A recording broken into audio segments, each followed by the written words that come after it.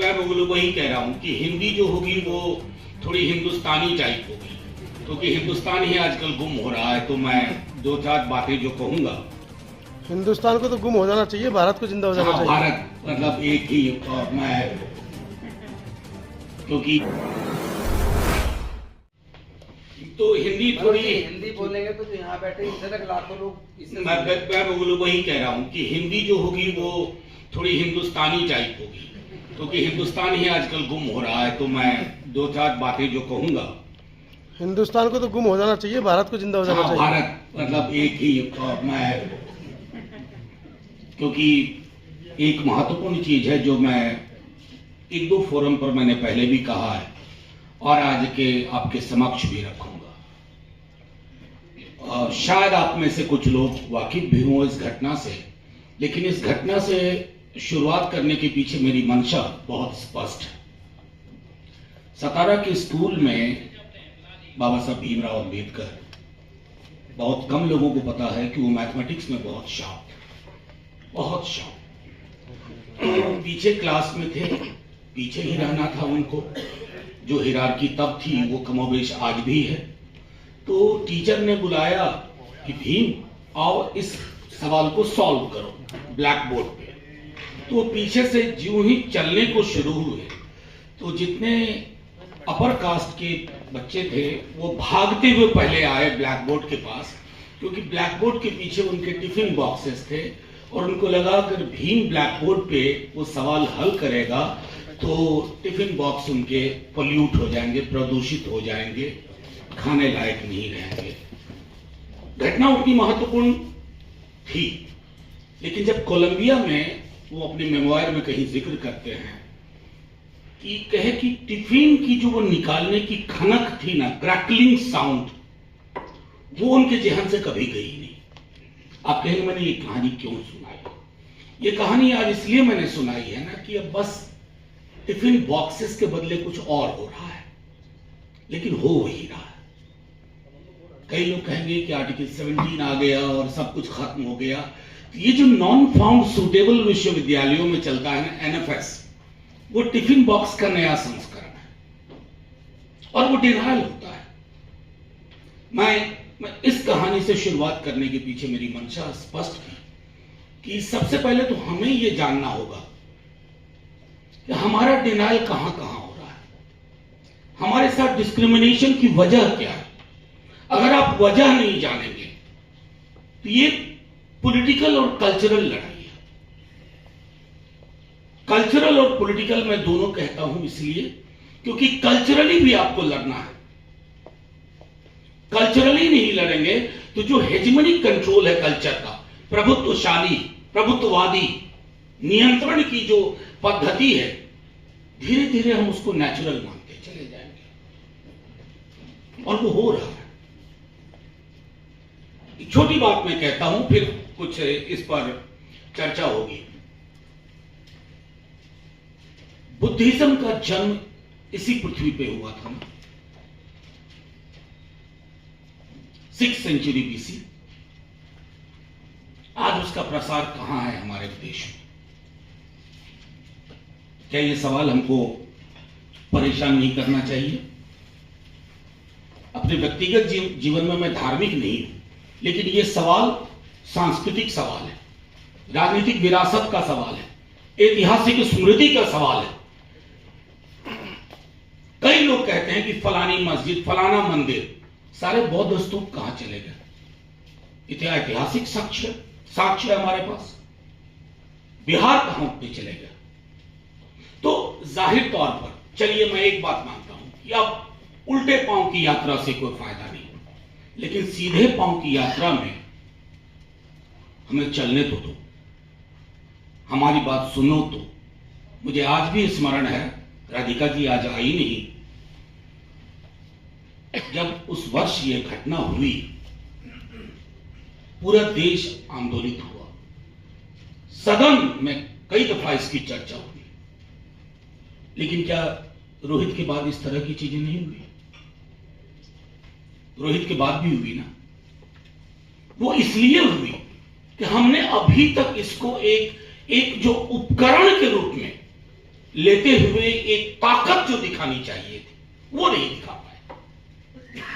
और मैं अभी पिछले दिनों भी हम लोग थे, रायन भाई, हम लोग एक साथ दिल्ली यूनिवर्सिटी के मसले पे एक साथ थे। ये जिस सरकार या जिन सरकारों से आप लड़ते हैं, ये लड़ाई संसदीय तरीके से सिर्फ नहीं लड़ी जा सकती।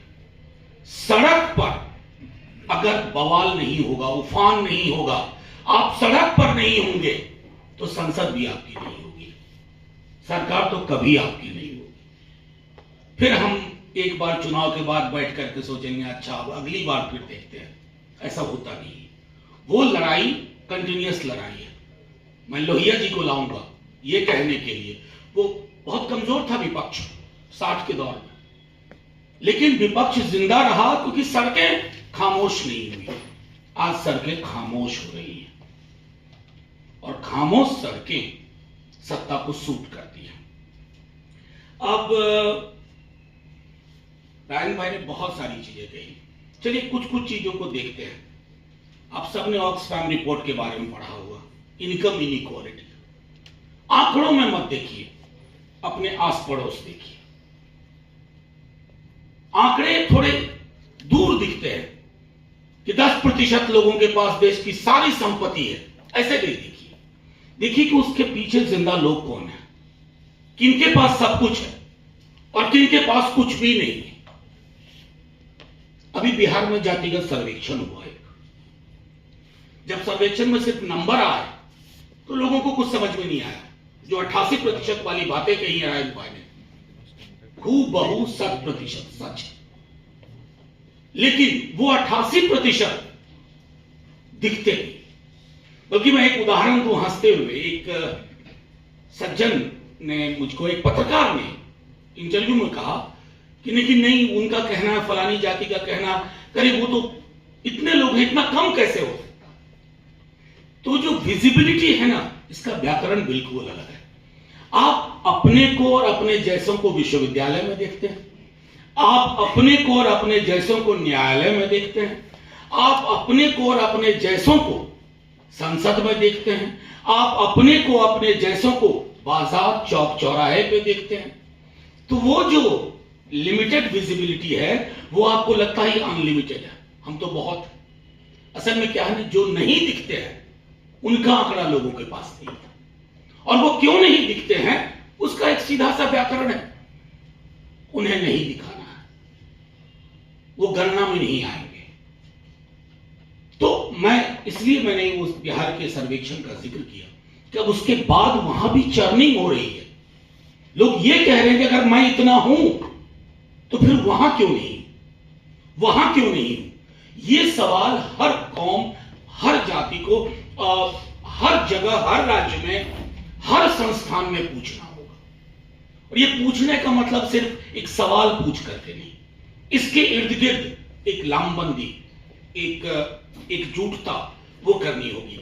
इससे पहले कि मैं विमर्श से निकल जाए, उस दिन मैं बताना भूल गया, हमारे पार्लियामेंट में एक हमारे डीएमके के सहयोगी हैं अब्दुल्ला जी, कश्मीर पे चर्चा हो रही थी, उन्होंने पेरियार को उद्धृत किया, और पेरियार का उस उदाहरण को मैं आपके समक्ष रखता हूं हिंदुस्तानी में, हिंदी में।